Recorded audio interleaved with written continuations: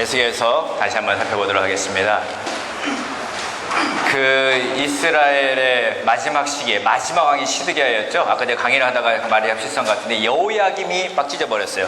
여호야김 왕이 면도날로 찢고 불태우고, 그리고 그 여파를 이어서 시드기야 왕 때에 완전히 성이 함락되고 문이 뽑히고 자녀들이 그 앞에서 죽고 가장 비참한 그 최후를 맞은 왕이 시드기야 왕이었죠.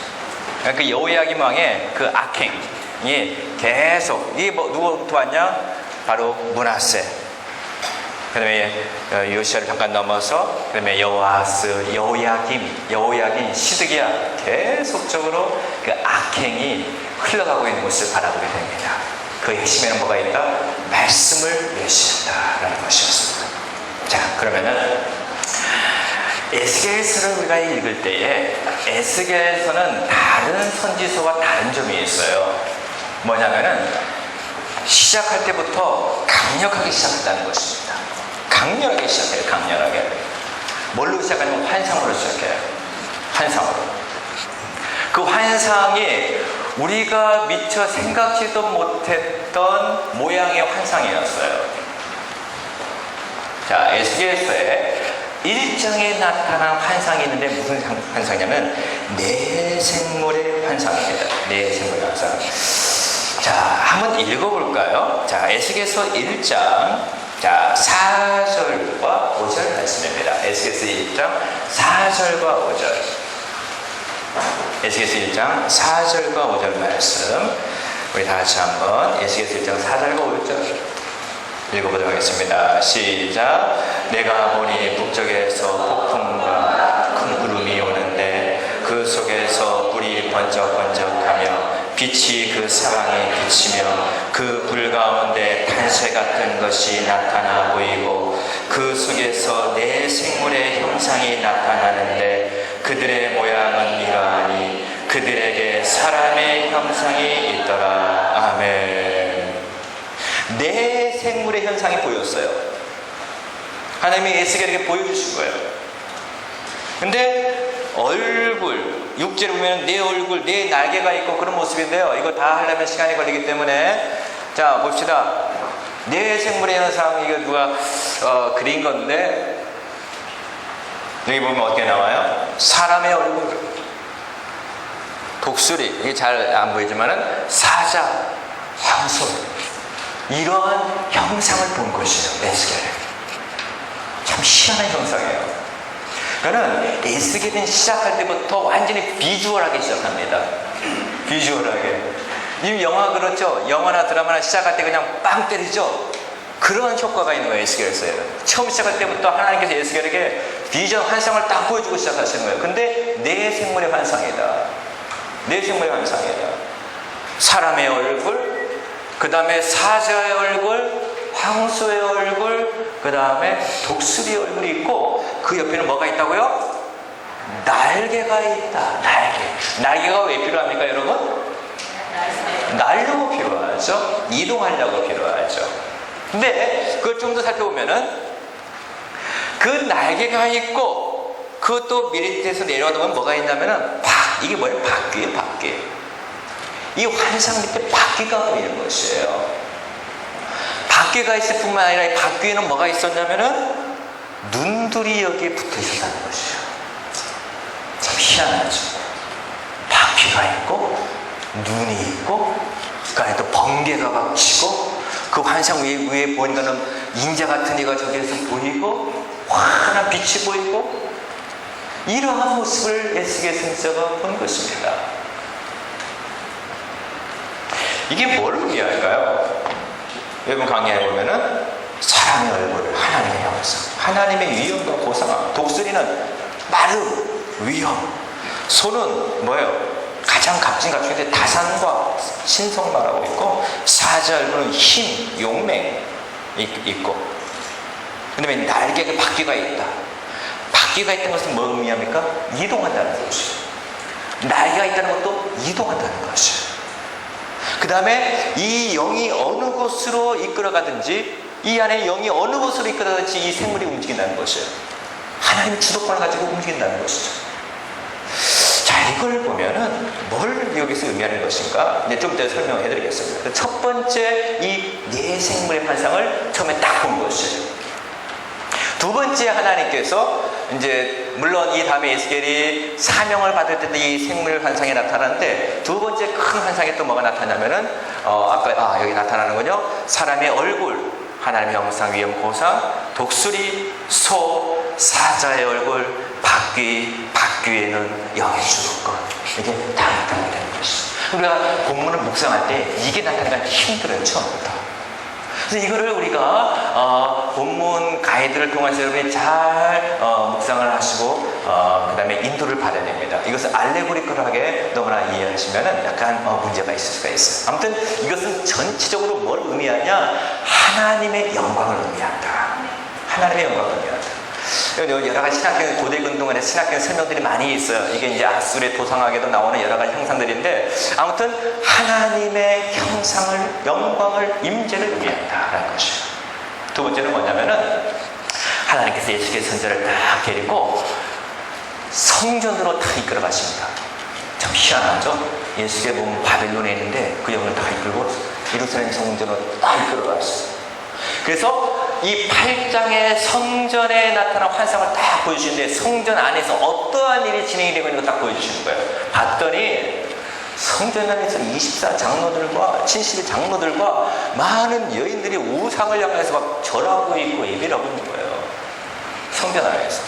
이 타락한 성전의 모습을 하나님께서 에스겔 선생님이 딱 보여주시는 거예요. 타락한 성전의 모습. 이걸 다 보여주시고 난 다음에, 이게 이제 첫 번째, 두 번째 큰 환상인데, 이게 전반부에 나타나잖아요. 전반부에 나타납니다. 하나님의 형상이 이 타락한 성전 환상을 보고 있을 수 없다. 그래서 날개 달린 하나님의 영광, 밖에 달린 하나님의 영광이 성전에서 떠나는 모습을 딱 보여주십니다. 이 성전에서 떠나는 모습. 영광이 막 움직이는 거예요. 하늘의 영광이 이동성이 있다는 것이에요. 자신의 주권을 가지고 움직인다는 것이에요. 그 다음에 보여준 환상이 뭐냐? 우리가 많이 읽기 듣고 또 배웠던 내용들이, 설교 시간에도 많이 했던 내용인데 뭡니까? 에스겔서 골짜기 마른뼈 환상을 딱 보여준다는 거였어요. 와, 골짜기에 딱 들었는데 온갖 마른 뼈들이 그냥 거기서 탁 질비질비 누워있는 것이에요. 해골들이 얼마나 무서웠겠어요. 이 밤에 그걸 딱 봤었다면. 근데 하나님의 에스겔에게 탁 말해요. 살아날 수 있겠느냐? 질문하시잖아요. 그래서 하나님께서 이거 딱 보여주시는 거예요. 그는 에스겔은요, 와, 오늘날 이 3D 뭐 딱 켜가지고 보는 거 있죠? 드론, 딱 그런 스타일로 할 것 같아. 하나님께서 에스겔을 딱 보여주시는 거예요. 이 마른뼈 골짜기 환상을 보여주시고, 또 보여주시고, 이것은 뭐냐? 회복에 나타나는 37장. 회복 섹션에서 보여주신 것입니다. 그러니까는 심판 섹션에서 큰 거 2개 보여주시고, 회복 섹션에 2개 보여주시는데, 그 첫 번째가 바로 이 마른뼈 환상, 골짜기 환상입니다. 그 다음에 하나님 보여주신 게 뭐냐? 그 다음 보여주신 게 새로운 성전에 대한 환상을 보여줍니다. 한 사람마다 막 측량하고 막 그런 모습이 나오거든요. 이것도 우리가 본문을 이해할 때 조금 어려운 부분이에요. 계속 측량하는 이 말씀이 한 2장, 3장에 걸쳐서 계속 나오기 때문에 새로운 성전의 환상을 보여주는 거예요. 그래서 에스겔서는 이동호 목사님이 이런 책을 쓰셨는데 밤의 비전이라고 하는 그 설교집도 내셨는데, 아무튼 이 비전의 책이 바로 에스겔서라는 것입니다. 다 보여주시는 거예요, 개인적으로. 자, 이런 환상에 4가지의 큰 환상이 에스겔서의 주요 위치에 다 배열이 되어 있는데, 앞에 2가지는 하나님께서 왜 이 영광이 어떻게 움직이는 걸 보여주기 위해서, 그 다음에 뒤에 2가지는 영광이 또 어느 곳으로 가는 걸 보여주기 위해서 4가지 환상을 딱 보여주는 것입니다. 앞에는 심판, 뒤에는 뭡니까? 회복, 딱 보여주는 것이죠. 자, 그러면은 우리가 에스겔서 전체에 나타난 중요한 핵심적인 그 신학적 메시지가 굉장히 중요한 것이죠. 이것들을 한번 살펴보면서 우리가 어떠한 그 신학적인 원리 안에서 말씀을 묵상하는 것인가 아주 중요합니다. 우리가 큐티를 하면서 말씀을 묵상하면서 많은 그 평신도 성도들이 빠지기 쉬운 것이 뭐냐면 너무나 자신의 필요를 위해서 성경 본문을 약간 왜곡할 수도 있어요. 그렇기 때문에 우리는 늘 신학적 기반이 큐티할 때 굉장히 필요합니다. 신학적인 이해가 있는 것이 중요합니다. 그래서 이런 개관세미나가 굉장히 중요하다고 저는 생각해요. 이걸 통해서 에스겔서 전체가 어떠한 시대에 누구를 향하여서 왜 이 메시지가 선포되는지 본문을 통해서 이해를 하시고 그 큰 신학적 원리 안에서 이해를 하시고 난 다음에 개별 본문으로 들어가서는 그거를 그 원리 안에서 그 틀 안에서 나에게 주시는 말씀을 이제 해석해 나가는 것이죠. 그렇게 될 때 큐티의 묵상이 좀 건전하게 갈 수가 있다고 봅니다. 저는요, 이 말씀 묵상을 어렸을 때부터 훈련받았어요. 저를 키우셨던 이 전도사님께서 우리나라의 1980년도 중반, 초중반에 제자훈련이 맨 처음에 우리나라에 들어갔을 때 그때의 초등학교 학생들, 이 유년부 학생들 몇 명을, 10명을 딱 뽑아가지고 제자훈련을 시키는 거예요. 그때부터 말씀 묵상 훈련을 시키더라고요. 저는 그래서 중학교, 고등학교 시절에 성경 말씀 묵상 교재를 가지고 그때는 생명샘이 없었던 것 같아요. 그때 매일 성경이 있었던 것 같아요. 아무튼 그 말씀 교재를 가지고 계속 묵상해 왔어요. 그래서 이 말씀을 묵상하면서 이제 사춘기 시절을 보내고 그 다음에 대학 시절을 보내고 계속 했던 것 같아요. 오랫동안 말씀 묵상 훈련을 시켰던 것 같아요. 그래서 여러분 말씀 묵상에서 중요한 게 메시지입니다. 나에게 주는 메시지가 뭐고 본문이 뭘 말하고 있는가 이것을 이해하는 것이 굉장히 중요합니다. 자, 그러면 에스겔서 1장에서 24장까지 세세하게 다 설명할 수 없습니다. 이미 이제 여러분 생명의 삶을 여러분이 본문을 보시면서 해설을 보시면서 여러분이 묵상하시고 큰 흐름을 제가 여러분에게 설명해 주면은 왜 하나님이 그 형상을 보여줬을까? 그 형상의 시작적 의미가 무엇인가라는 것입니다. 그건 뭐냐면은 하나님은 그 형상이 그 형상만 봐서는 선지자가 처음 본 환상이 1장에 나타나고요. 사명을 받은 시점에 3장에 나타나고요. 예루살렘 성전에서 떠나는 시점에서 형상이 떠나갑니다. 그리고 그 형상이 다시 귀환합니다. 네 생물이 귀환합니다. 43장에. 그러니까는 에스겔서는 굉장히 역동적인 책이에요. 무버빌리티가 있어요. 유다에서 바벨론으로 옮겨지고 하나님의 형상이 예루살렘 성전에서 떠났다가 다시 돌아오는 일들이 일어나고 굉장히 역동적입니다. 그러면 왜 하나님께서 그 형상을 보여주시고 날개 달린 형상을 보여주시고 바퀴 달린 형상을 보여주시고 바퀴 안에 눈이 다 박혀있는 것이에요. 왜 그걸 보여줬을까요? 하나님은 자신의 주권을 가지고 자신의 임재를 언제든지 움직일 수 있다는 것입니다. 여기는 굉장히 두 가지 의미가 있어요. 하나님은 현존하심과 동시에 그 하나님의 영광이 하나님의 하나님도 자유함이 있는 거예요. 하나님 자신의 자유가 있습니다. 하나님의 프리덤이 있습니다. 하나님은 자신의 자유를 가지고 이 머물 곳을 결정하시고 떠날 곳을 결정하시는 분이 하나님이신 것이에요. 그 하나님께서 하나님의 형상을 이스라엘 백성들에게 보여주면서 그리고 성전 타락한 것을 보여주면서 내가 이 타락한 곳에 있을 수가 없다. 왜요? 하나님은 어떤 분이시기 때문에 거룩하신 분이기 때문에. 우리가 에스겔서를 묵상하실 때에 가장 깊이 있게 묵상해야 될 것이 뭐냐? 하나님이 어떤 분이신가? 하나님이 어떤 분이신가? 왜 하나님께서 그 25장에 걸쳐서 왜 자꾸만 에스겔에게 이 강력하게 말씀하실까? 왜 죄에 대해서 이렇게 강력하게 지적하실까? 하나님은 거룩하시기 때문에 죄지시를 하시기 때문에. 그리고 그 하나님은 아무리 이스라엘 백성들의 전통 가운데에서 솔로몬 성전을 세워두고 그 성전에서 예배를 드렸다 할지라도 그 성전이 타락하고 거기에서 태양신을 섬기는 그러면은 있을 수 없다는 것입니다. 아무튼 하나님의 형상은 하나님의 주권, 하나님의 자유, 하나님의 임재는 얼마든지 움직일 수 있다는 것입니다.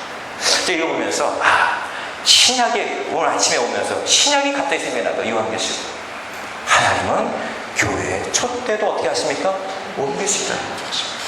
복음의 흐름 유럽에서부터 아시아로 아프리카로 복음의 흐름도 움직이시다는 거죠. 이게 하나님의 주권을 가지고 자신이 움직이시는 거예요.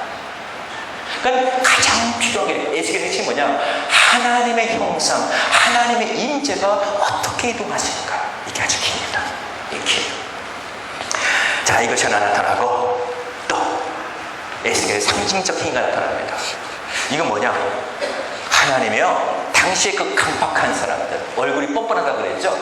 마음이 굳었다고 그랬죠. 이 사람들에게 메시지가 그냥 해서 되겠습니까? 이거 말로 한다고 되겠어요? 말로 한다고 이 사람들이 에스겔의 메시지는 노래와 같다라고 말하잖아요. 그러니까 하나님 에스겔이 완전히 몸으로 보여주고 퍼포먼스를 시키는 거예요. 퍼포먼스를 시키는 거예요. 도판에 성 모형을 만들어라. 좌로 놓고 우로 누워라. 때로는 인분으로 불을 피워서 먹어라. 별걸 다 시켜요, 하나님이. 배정된 음식을 먹어라. 이거 왜요? 포로로 끌려가면 이거 이렇게밖에 못 먹기 때문에. 이거 다 왜 이런 메시지가, 그리고 머리털과 수염 깎고 날려라. 왜 이렇습니까? 곧 이스라엘 백성들이 완전히 포로로 끌려가고 예루살렘 성전이 파괴될 것이기 때문에 이것을 지금 보여주시는 거예요. 뭐요? 심판이 가까웠다는 것이에요. 그러니까 빨리 회개해라. 급하다는 것이죠. 그래서 강력하게 하나님 메시지를 선포하기 위해서 에스겔에게 행동으로 보여주시는 거예요. 구약의 선지자는 다 어떻게 보면 행동으로 다 해야 돼요. 그러니까 구약에서 하나님의 선지로 부름받는 것은 고달픈 일이에요. 고달픈 일이에요. 고달픈 일. 호세아 봐요. 호세아 뭐라고 시켜요? 청년은 고멜 데려와서 결혼을 해라. 힘들어. 아무튼 하나님께서 왜 이런 것을 통해서 강력하게 메시지를 전가하십니까? 이걸 통해서 깨달아라. 자, 두 번째, 하나님의 영광이 성전을 떠나는 것. 아까 제가 설명해 드렸는데, 여러분, 왜 하나님의 영광이 성전을 떠나느냐? 이걸 한번 찾아보겠습니다. 에스겔서 8장입니다. 성경 에스겔서 8장. 에스겔서 8장 6절 말씀을 우리 한번 펴도록 하겠습니다. 에스겔서 8장 6절 말씀. 자, 8장 6절 같이 읽어보겠습니다. 시작. 내가 또 내게 이르되 이자야 이를 보느냐? 그들이 여기에서 크게 가증한 일을 행하여 나로 내 성소를 멀리 떠나게 하느니라. 너는 다시 다른 큰 가증한 일을 보리라 하시니라. 아멘. 자, 그들이 여기서 크게 가증한 일을 행하였다. 여기가 어디예요? 성전이에요. 성전에서 크게 가증한 일을 행했다. 나로 내 성소를 떠나게 하느니라. 하나님이 있고 싶어요. 하나님의 성소. 근데 떠나게 한다. 하나님을 쫓아낸다는 거예요. 뭐가? 성소 안에서 가증한 일이에요. 가증한 일. 그러면 이들이 성소에서 어떤 일을 했습니까? 한 구절만 봅시다. 16절입니다. 8장 16절. 8장 16절 말씀 읽어보겠습니다. 시작. 그가 또 나를 데리고 여호와의 성전 안뜰에 들어갔습니다. 보라, 여호와의 성전 문 곧 현관과 제단 사이에서 약 25명이 여호와의 성전을 등지고 낫을 동쪽으로 향하여 동쪽 태양에게 예배하더라. 성전을 어떻게 하고요? 등지고, 하나님의 성전에서 등지고 태양상을 향해서 예배한대요. 하나님이 완전히 속이 뒤집어진 일을 하는 게 있어요. 그것도 성전에서. 그러니까 하나님이 여기 있을 수 없다는 것이에요. 여러분, 집에 가면 집이 깨끗해야, 집이 깨끗하고 정돈되고 그래야 있을만하지. 집이 지저분하고 그런데 그냥 들어가고 싶어요? 아니잖아요. 하나님도 마찬가지예요. 하나님 인격이시잖아요.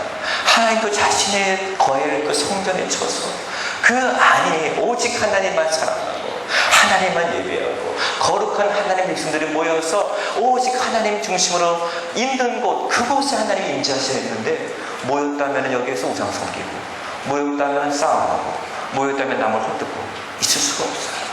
하나님 떠나십니다. 떠나십니다. 이걸 보여주시는 거예요. 있을 수 없다. 있을 수 없다. 그 다음에 또 이 시대에 아까 제가 속담을 하나, 속담이 하나가 있는데,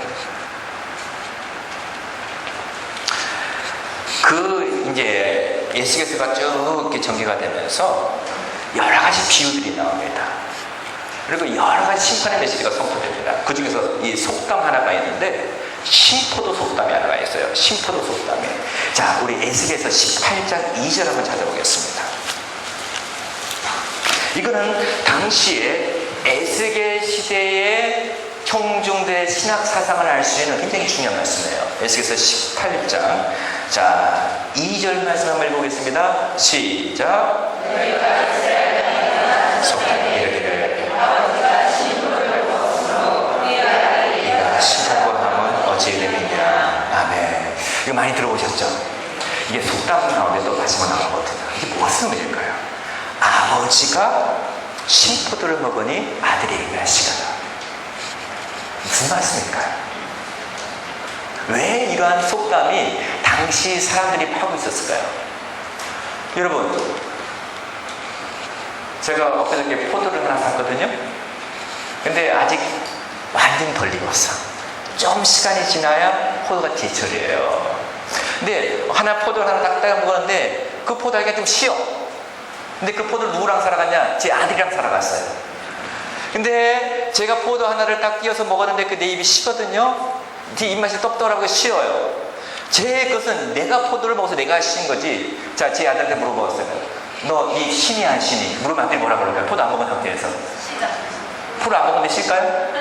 안 쉬어요. 내가 포도를 먹었으면 내가 쉬지. 아들은 포도를 안 먹었으면 아들의 입에 포도가 쉴까요? 안 쉴까요? 안 쉬어요. 왜? 안 먹었기 때문에. 먹은 사람이 쉰 거죠. 그런데 이것이 이렇게 하다고 하면 어떻게 되느냐. 이러한 속담이 퍼진 거예요. 이건 뭐냐. 당시에 구약에는 집합적 공동체 사상이 있고 개별적인 사상이 있어요. 근데 당시에 이 포로에 끌려간 사람들은 무슨 생각을 했었냐면은 우리가 왜 이런 결과가 나왔냐, 왜 우리가 포로로 끌려갔냐, 여기에 대한 질문이 많았어요. 그렇잖아요. 왜 우리가 여기서 생고생하냐. 이렇게 음식도 낯설고 환경도 낯설고 땅도 낯설고 그것도 하나님의 약속의 땅이 아닌 이방 땅에 우리가 왜 이렇게 살아야 돼? 라고 하면서 이들은 암암리의 마음속에 하나님을 향한 질문이 있어요. 이것은 우리의 잘못이 아니라 조상들의 잘못이다. 조상들의 잘못이다. 우리의 조상들이 죄를 지었기 때문에 이러한 문제가 찾아왔다고 생각하는 것이에요. 사람들이. 그런데 에스겔 선지자는 이렇게 말합니다. 에스겔 선지자는 이렇게 말합니다. 너희가 조상의 문제 때문에 오늘 이거 그래, 그것도 일리가 있지. 그러나 사람들은 다 모두 조상에게만 돌리고 있었어요. 그런데 이들이 간과한 것이 있었어요. 뭐냐? 자신들이 그 시대에 담당할 자기들의 죄는 못 봤어요. 나의 죄는 못 봤어요. 그래서 이들이 조상판만 하고 내가 죄짓고 내가 하나님 앞에 돌이켜야 되는 나의 책임은 망각을 해버린 것이에요. 개별적 책임을 망각을 했다는 것입니다. 개별적 책임. 그래서 에스겔 선지자가 당시 물론 구약에는 아버지가 죄를 해서 저질면 3세대가 저질한다는 말이 있잖아요. 그것도 있어요. 공동체. 이스라엘 백성들이 결국 이 공동체적인 죄악 때문에 공동체적인 심판을 받는 이 현장에 와 있잖아요. 그러나 하나님께서는 공동체의 죄악, 현재의 죄악도 있지만 지금 너희들이 여기에서 회개하고 돌이키면 아직도 소망이 있다는 것입니다. 이걸 알려주는 것이에요. 이걸 알려주는 것이에요. 그래서 부모가 신포도가 먹었다고 아들이 입이 시다고 말하지 말아라.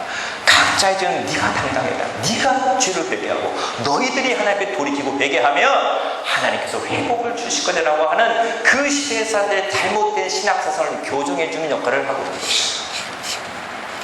에스겔 선지자. 그래서 오늘 이 시대도 마찬가지예요. 오늘 기성시대를 탓하고 한국의 선배들 죄를 탓하기 이전에 나의 모습을 바라볼 수 있어요. 하나님께서는요, 나에게 물으시거든요. 하나님 앞에는 각자 개인이 쓰는 거거든요. 그것이 중요합니다. 예수께서를 통해서 그걸 깨달아야 돼요. 한국교회. 지금 이 시대 우리가 책임져야 할 것은 무엇인가? 그것이 중요합니다. 자, 그 다음에 에스겔서에는 아까 제가 말한 25장에서부터 32장까지 열방에 관한 것이 있다고 했잖아요. 열방에 관한 것. 왜 선지서에는 열방에 관한 메시지가 나올까요? 그 이유가 있어요. 하나님의 백성이 멸망할 때 조롱하였어요. 그 조롱하였던 주변 백성들 하나님이 다시 심판하시는 거예요. 이걸 보면은 하나님은요, 무엇보다도 첫째는 자신의 백성이에요. 첫째는 자신의 백성이 관심을 가지십니다. 그래서 이 백성이 비록 잘못하고 죄를 범하고 하나님을 떠나서 하나님께 혼나고 책망을 듣고 징계를 받지만 그 징계를 통하여서 이방 사람들을 끌어오셔가지고 징계를 하십니다. 하지만은 이방 사람들이 그것도 모르고 그냥 스스로 기고만장해가지고 자기가 교만해가지고 자기가 잘나가지고 하는 줄 알고 그런 교만에 빠진 이방 민족에 대해서 거기에 대해서 하나님이 책임을 물으시고 책망하시는 거예요. 그래서 하나님의 의로운 심판이 너희들에게도 임할 것이다. 그 민족들이 축덕에 나옵니다. 그 다음에 왜 열국들이 심판받는 이유가 뭐냐? 스스로 높아졌기 때문에. 하나님의 백성들이 고통당할 때 스스로 높아져 속으로 뭐냐? 잘됐다, 센통이다, 꼬소미이다, 그렇게 마음이 즐거워했던 사람들을 하나님이 교만하지만 너에게도 임한다 라고 하신 거예요. 그래서 이 선지서에는 열국에 대한 심판이 있어요. 그래서 이사야도 13장에서 23장까지 열국에 대한 심판이 나오고, 에레미야에도 45장 6장에서부터 51장까지 열국에 대한 심판이 나오고, 아모스도 1장에 열국에 대한 심판이 나오고, 에스겔서는 25장에서부터 32장까지 열국에 대한 심판이 나오고. 이건 뭘 말이냐? 하나님은 이스라엘 백성들만 다스리는 것이 아니라 열방의 하나님이시다. 열방을 통치하시는 하나님이심을 보여주는 것이죠. 여기서 여러분들이 그 다음에 열방 가운데 하나님께서 자신의 존재를 드러나기 위해서 우리가 열방에 관한 메시지를 우리가 묵상하실 때 반복적으로 나타난다. 열방뿐만 아니라 이스라엘 백성을 향한 메시지를 할 때도 반복적으로 나타나는 단어가 뭐냐면 바로 이거예요. 다 따라해보겠습니다. 나를 여호와인 줄 알리라. 다시 한번 나를 여호와인 줄 알리라. 이 말씀이 반복적으로 나타나요. 마치 후렴구처럼. 그러니까 하나님께서 열방을 심판하시고 자신의 백성들을 다루시고 또 구원하시는 모든 과정들을 통하여서 모든 열방들이 그래, 그 하나님을 사랑하십니다. 그걸 알게 하기 위해서. 여러분, 하나님을 아는 방법이 어떻게 말씀을 통해서도 알지만 이 현실 속에서 하나님이 어떻게 일하시는 것을 바라보고 하나님은 이러한 분이네, 그걸 통해서 알 수가 있는 것이에요. 그래서 에스겔서 말씀을 통하여서 우리가 특별히 관심을 가질 것이 뭐냐? 하나님이 어떤 분이신가? 하나님이 어떻게 일하시는가? 하나님이 어떻게 죄악을 다루시고 하나님이 자신의 백성들을 어떻게 이끌어 가시는가? 그래서 그 하나님의 속성을 아셔야 해요. 그걸 알아야 회복하시는 하나님을 경험할 수가 있는 것이죠. 여러분, 에스겔서를 묵상하시면서 하나님이 어떤 분인지를 아시길 바랍니다. 그분을 깊이 아시길 바랍니다. 말씀 묵상한 자의 특권입니다. 그 다음에 열방 심판을 통하여서 이스라엘의 회복의 길이 준비될 것이다. 하나님께서 열방을 다스리는 것을 바라보고 그래, 하나님은 그리고 우리를 사랑하셨구나, 우리의 대적을 하나님이 하셨구나 하면서 이 하나님께 내가 다시 돌아가야지, 다시 회개해야지 하면서 깨닫게 하시려고 하나님께서 열방 신탁을 허락해 주십니다. 자, 그래서 여기까지 이제 열방에 대한 것이고, 이제 이 다음부터 전개될 메시지가 뭐냐? 33장부터는 회복이에요. 회복. 여러분, 심판의 메시지가 좋아요? 회복의 메시지가 좋아요? 회복이요. 그렇죠? 근데 회복까지 가기 위해서 뭘 통과해야 돼요? 그걸 통과해야 돼요. 근데 왜 심판의 메시지가 왜 나옵니까, 여러분? 하나님 왜 심판할까요? 한 가지, 뭐요? 죄. 하나님이 가장 심각하게 다룬 게 뭐냐? 죄다. 그래서 에스겔서 1장에서 25장까지 묵상하면서 정말 어떻게 보면 귀에 못이 박히게 말씀하세요. 난 죄 싫어한다. 그 죄를 뭘로 말씀하시냐? 음행으로 말씀하세요. 특별히 오라 오리마, 음행하는 두 자매, 음행으로 말씀하세요. 그것을 아무리 안에 벗기려고 안 벗기신다는 거예요. 그래서 여러분이 에스겔서를 묵상하시면서 좀 지루해지게 느끼실 수가 있어요. 1에서 25장까지 나가시면. 왜? 계속 메시지가 동일해. 저도 집필할 때 힘들어요. 계속 이 죄만 지적하려니까. 그러나 이걸 통해서 들어야 돼요. 내 자신을 또 듣고 또 듣고 또 들어서 하나님이 원하시는 사람으로 내가 만들어져 가야 돼요. 말씀을 통하여서. 뭐 어떤 사람? 죄를 버리고 정결한 사람으로. 자, 근데 이제 회복을 하나님 말씀하시는데 어떻게 회복시키시냐? 하나님이 에스겔을 통하여서 그 시대 사람들에게 회복을 메시지를 하시면서 재미있게 소개하는 사람이 누구냐? 다윗을 소개하죠. 다윗을 소개해요. 이미 다윗은 없어요. 그렇죠? 다윗은 머리 날 사람이에요. 근데 말씀하세요. 우리 다 같이 에스겔서 34장 23절 24절 이 말씀을 읽어보겠습니다. 시작. 목자를 먹이게 하리니 그는 내 종 다윗이라. 그가 그들을 먹이고 그들의 목자가 될지라. 나 여호와는 그들의 하나님이 되고 내 종 다윗은 그들 중에 왕이 되리라. 나 여호와의 말이니라. 아멘. 자, 여기서 나타난 두 가지 중요한 키워드가 있어요. 뭐가 있을까요? 하나는 다윗, 하나는 목자. 목자가 얼마나 반복돼요? 목자, 또 목자. 그 다음에 왕, 다윗 이렇게 나타나요. 왜 다윗을 소개할까? 다윗은 없어요. 왜 다시 난 거예요? 다시 누굴 바라볼까요? 예수 그리스도. 궁극적인 회복은 하나님 나라의 궁극적인 회복은 누굴 통해서 회복된다? 예수 그리스도를 통해서 회복된다. 그래서 이 예언처럼 마태복음 1장에 아브라함과 다윗의 자손 누구의 에스겔이라? 예수 그리스도의 에스겔이라. 그는 하나님의 택한 백성들의 궁극적 회복은 누굴 통해서 이루어진다? 예수 그리스도를 통해서 이루어진다는 것이에요. 근데 그 예수님이 누구냐? 목자다. 그 예수님이 누구냐? 왕이다. 왜 목자? 이것도 고대 근동을 이해하시는데 백성들을 인도하는 왕은 목자예요. 당시에 백성들이 왜 이렇게 굶주리고 흩어지고 끌려가고 탈취를 당하고 고통당했습니까? 목자 때문에 그래요. 당시에 거짓 선지자들 때문에. 목자가 정신을 못 차렸어요. 그러니까 주님이 말씀하십니다. 이 30절. 내가 목자를 보내리라. 그 목자가 참 목자다. 그 목자는 내 양들을 잘 보살피고 좋은 데를 가서 먹을 것이다. 그 말씀해 주시는 거예요. 근데 그 목자가 누구? 예수 그리스도.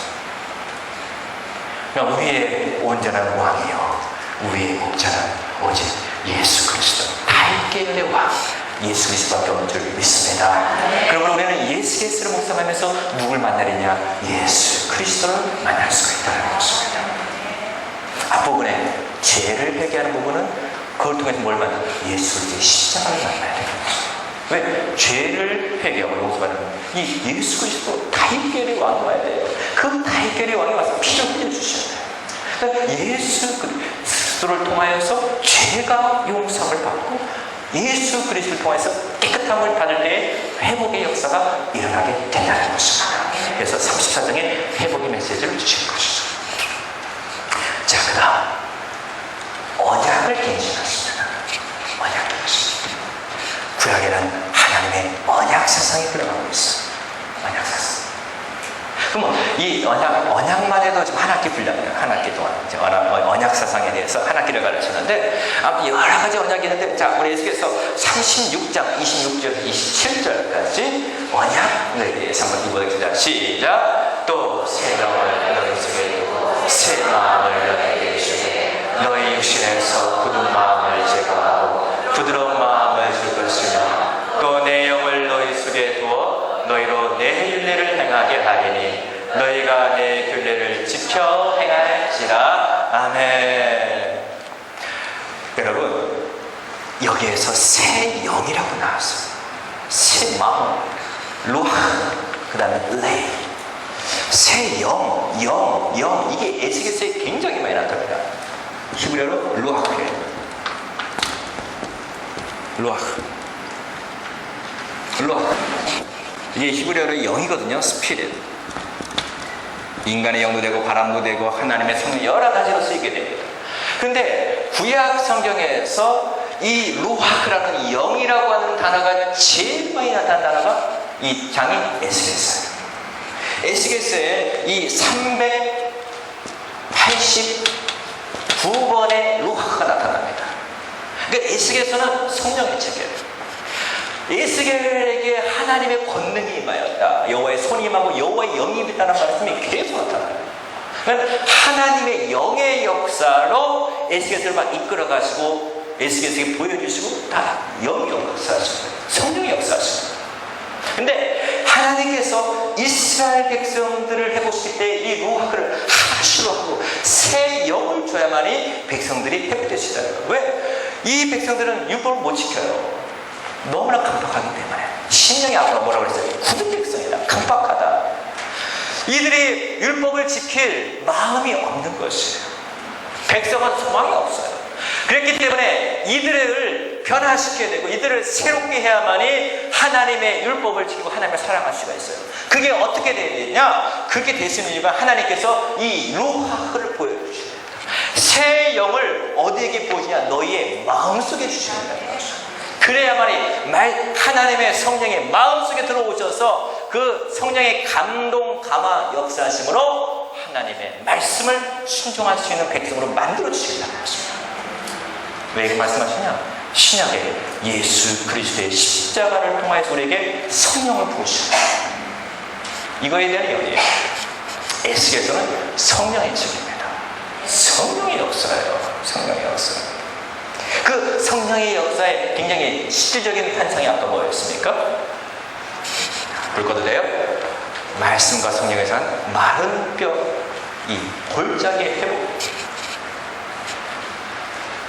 하나님이 에스겔에게 말씀하십니다. 물어보세요. 37장 4절에서 6절. 좀 길지만 우리 이 말씀 다 같이 한 목소리 보겠습니다. 시작. 또 내게 이르시되 너는 이 모든 뼈에게 대언하여 이르기를 너희 마른 뼈들아 여호와의 말씀을 들을지어다. 주 여호와께서 이 뼈들에게 이같이 말씀하시기를 내가 생기를 너희에게 들어가게 하리니 너희가 살아나리라. 너희의 힘줄을 두고 살을 입히고 가죽으로 덮고 너희 속에 생기를 넣으리니 너희가 살아나리라. 또 내가 여호와인 줄 너희가 알리라 하셨다 하라. 아멘. 하나님께서 뭘 넣어준다고요? 생기를. 이 생기가 뭐냐?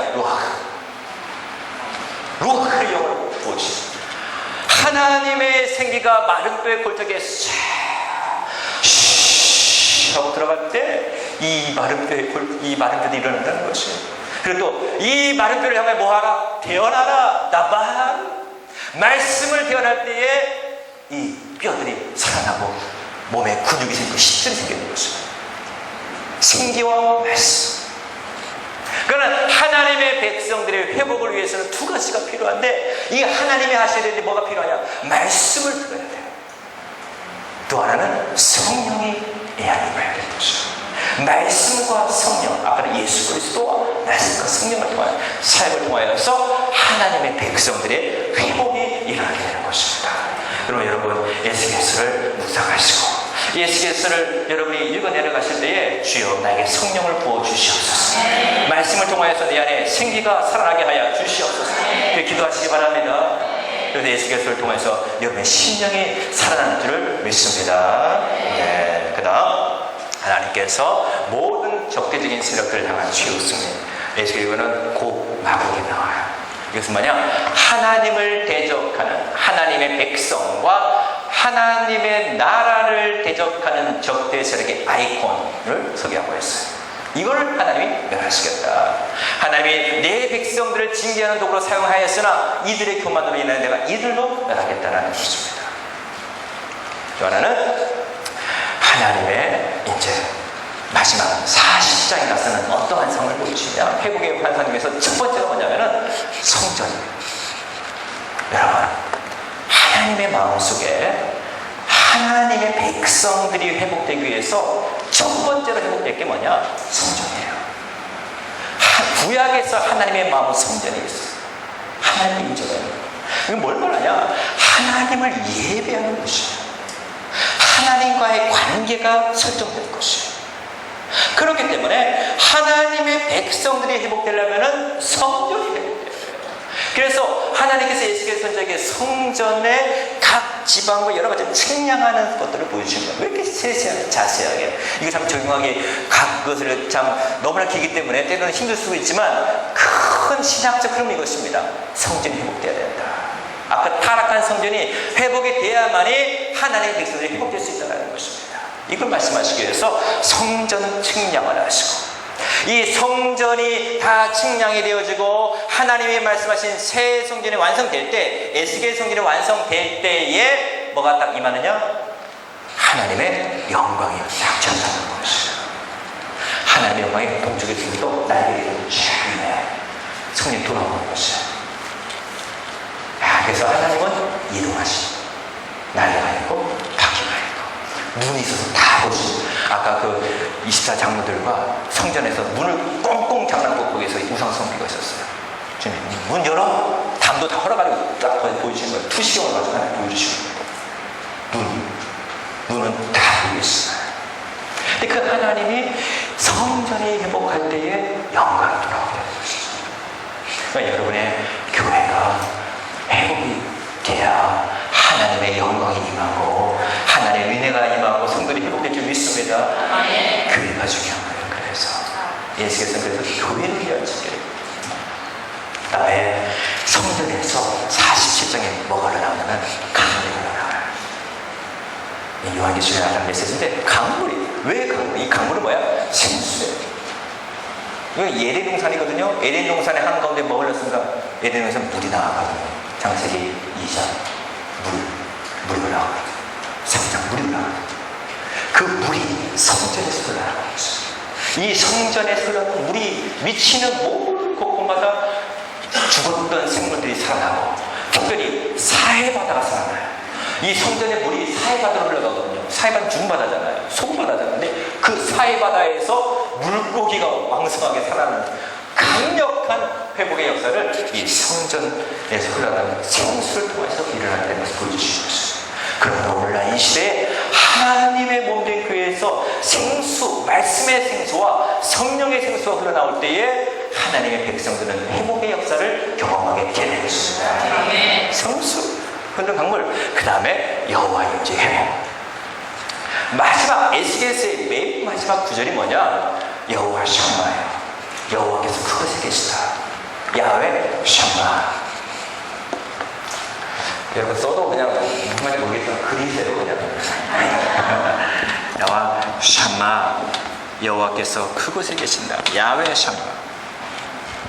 이 샴이라는 뜻이 거기라는 뜻이거든요. 하는 장소를 향한 영역으로서 그곳에 계신다. 어느 곳? 하나님께서 성전에 계신다. 자기 백성들 가운데 계신다. 하나님의 임재로 결국 에스겔서가 마무리가 되는 것이죠. 샴마, 아도나이 샴마, 야훼 샴마가 끝나는 것입니다. 그래서 에스겔서는 하나님의 임재, 이동, 임재지기라는 것이죠. 자, 그러면은 이 성전의 회복, 예배의 회복이 될 때에 온전한 회복이 하얗게 일어난다는 것을 소개해 줬고, 자, 에스겔 성경에서 에스겔서가 차지하는 위치 간단하게 그려보겠습니다. 모세의경과의 관계. 에스겔 선지자가 그냥 메시지 선포하는 게 아니에요. 다 레위기와 신명기에 있는 메시지를 근거로 선포하는 것이에요. 근데 우리가 레위기와 신명기, 출애굽기 10계명, 그런 것들의 말씀에 그 하나님의 계명을 기반으로 하여 그 시대의 사람들이 이 말씀에서 떠났다는 것을 보여주시는 것이죠. 그래서 모세의 의경과에 나서 있고, 역사서, 그 역사사가 제가 설명했죠. 11개 이상, 11개 하에 있는 모든 역사서에서 에스겔서 메시지가 주어졌다는 것입니다. 이사야와 에레미야와는 동시대, 하박국과 스바냐 동시대. 근데 이사야는 좀 더 먼저 된 선지자였죠. 이렇게 됐고, 그 다음에 자, 에스겔서가 신약에서 우리가 어떻게 에스겔서를 이해할 수 있을 것인가? 에스겔서와 신약과의 상관성을 이해하셔야 돼요. 자, 아까 우리가 읽었죠? 에스겔서 34장에 하나님께서 말씀하십니다. 내가 한 목자를 주겠다. 그는 내 종 다윗이다. 그 다윗이 왕이 될 것이다 라고 말씀을 주셨습니다. 근데 신약에서 보면은 마태복음 1장 1절, 우리 다 같이 한번 읽어보겠습니다. 시작. 아브라함과 다윗의 자손 예수 그리스도의 되보라. 아멘. 다윗의 라인 중에 누가 오십니까? 예수 그리스도. 그러니까 우리는 예수께서의 회복의 메시지를 읽을 때, 묵상하실 때 오직 예수 그리스도 또한 회복을 볼 수가 있고, 또한 신약에서 참된 목자가 누굽니까? 자, 요한복음 10장 11절 다 같이 한번 읽어보겠습니다. 시작. 선한 목자는 양들을 위하여 목숨을 버리거니와. 아멘. 예수 그리스도 베드로전서에 보면 목자장이라고도 말씀하십니다. 오직 예수 그리스도께서 우리를 실만한 물과 푸른 초장으로 인도해 주시는 우리의 참 목자가 되어주시고, 나를 다스리시는 왕이 되어주시고, 그 그분이 나를 회복시켜 주시는 가장 주인공이 되어주실 줄 믿습니다. 우리는 에스겔서 이런 다윗 계열의 왕, 그다음에 선한 목자를 통하여서 신약과 연결시킬 수가 있고요. 이유에도 굉장히 많아요. 왜냐하면 에스겔서를 신약에서 직관적으로 약 65번 정도 인용합니다. 65번. 에스겔서를 신약 기자가.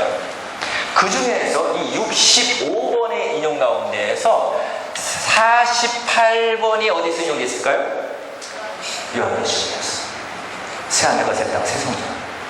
48번이 요한계시록에서 인용이 됐어요. 그러니까 어떻게 보면 예수께서는 굉장히 종말론적인 책이에요.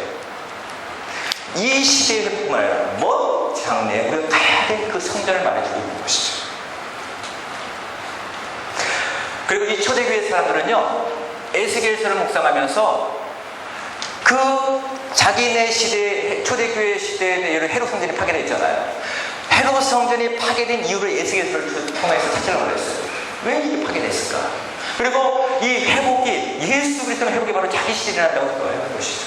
초대교회가 그렇게 에스겔서를 묵상했습니다.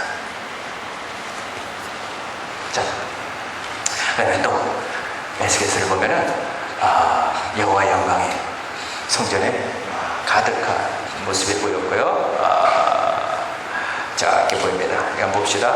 우리 이거 같이 한번 읽어보겠습니다. 시작. 여호와의 영광이 동문을 통하여 성전으로 들어가고 영이 나를 끌어내리고 안뜰에 들어가시기로 내가 보니 여호와의 영광이 성전에 가득하였더라. 아멘. 에스겔서는 하나님의 영광, 하나님의 임재가 하나님의 교회에 가득할 때 역사하는 것이었어요. 그러면 신약에 와서 하나님의 영광이 어디에 가득했는가? 신약에 와서, 자, 이거 안 넘어가네요. 신약에 와서 하나님의 영광이 가득한 요한복음, 자, 1장 14절 말씀이 육신이 되었는데, 자, 이거 안 넘어가요. 다 같이 한번 외울 수 있죠? 시작. 말씀이 육신이 되어 우리 가운데 거하심에 우리가 그 영광을 보니 어디 독생자의 영광이요 은혜와 진리가 충만하더라. 아멘. 예수 그리스도 안에 하나님의 영광이 충만한 것이에요. 그러니까 예수 그리스도 안에 영광을 볼 수가 있는 것이죠. 그 다음에 또 우리가 신약과의 관계에서 알아야 될 것이 뭐냐면은 에스겔서 안에는 그 생명나무의 모습이 보입니다. 생명나무의 모습. 이게 어디 나오냐면은 에스겔서 47장에 나타나거든요. 자, 그냥 참고로만 하시고 에스겔서 47장에 생명나무 다음에 참고만 하세요. 그게 이제 신약의 요한계시록에 나타납니다. 그 생명나무. 그래서 그 에스겔서에 나타나는 하나님의 그 성전의 환상은 신약에 나타난 요한계시록 21장과 22장에서 최종적이며 궁극적인 성취를 맛보게 되는 것이죠. 자, 하나님의 영광이, 예루살렘 성에 하나님의 영광이 많은 것들을 우리에게 보여주게 되는 것이죠. 자, 그 다음 보겠습니다. 아까 생명나무의 메시지. 강 좌우에 각종 목을 실과가 달았다고 그랬잖아요. 이 요한계시록 22장에 보면 수정 같은 생명강을 얘기하고 있는 이 생명수 강, 아까 예수의 생명이 흘렀던 곳이거든요. 그것이 강 좌우에 12가지 열매를 맺었다. 예, 그래서 이 생명나무의 모습을 통하여서 에스겔서가 본 환상은 요한계시록에 나타난 사도 요한이 본 환상과 비슷하다. 자, 에스겔서에 적용을 하고 보겠습니다. 큐티를 하면서 우리가 기억해야 될 것, 하나님의 거룩하심 꼭 인식해라. 하나님이 어떤 분이신지 알아라.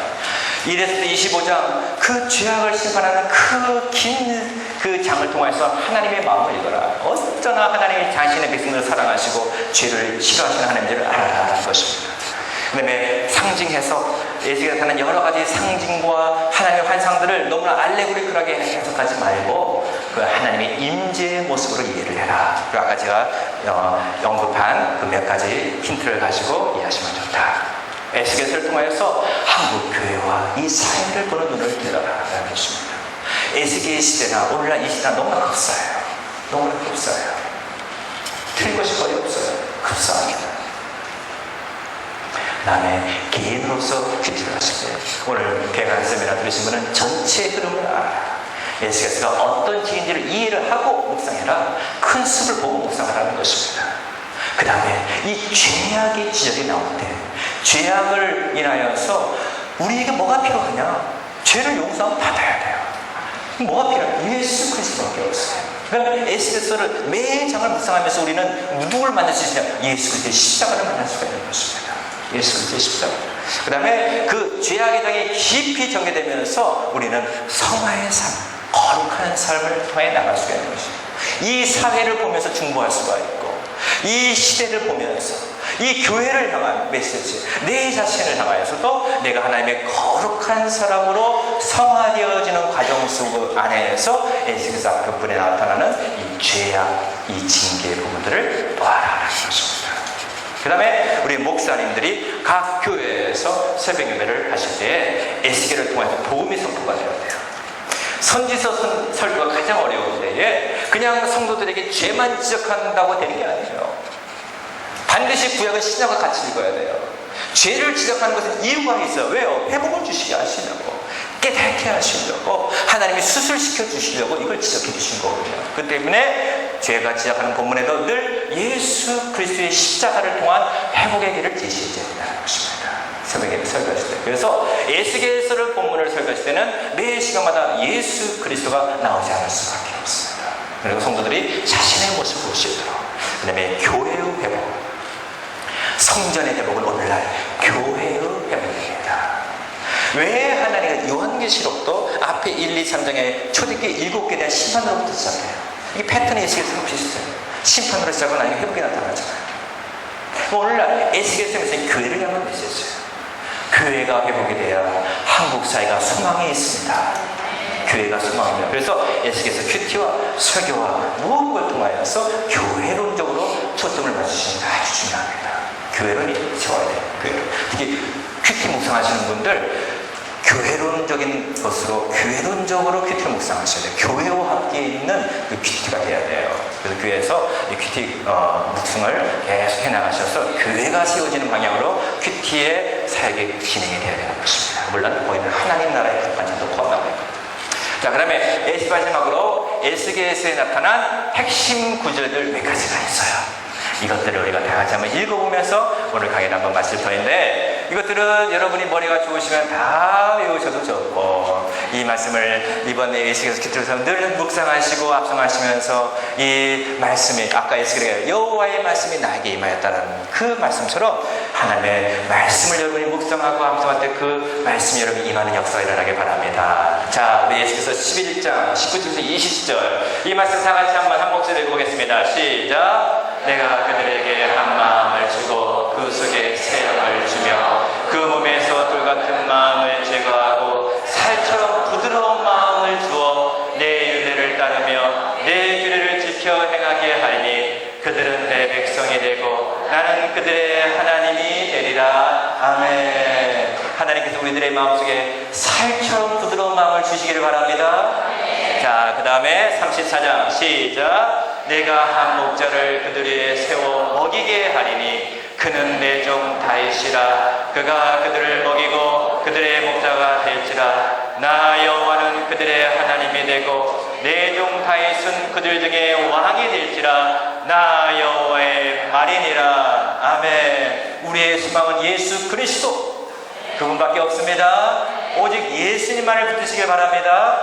자, 그 다음에 31장 시작. 또 새 영을 너희 속에 두고 새 마음을 너희에게 주되 너희 육신에서 굳은 마음을 제거하고 부드러운 마음을 줄 것이며 내 영을 너희 속에 두어 너희로 내 윤례를 행하게 하리니 너희가 내 규례를 지켜 행할지라. 아멘. 우리가 말씀을 묵상하고 실천할 수 있는 힘은 내 안에서 나올 수가 없어요. 성령님께서 나를 도와주셔야만 될 줄 믿습니다.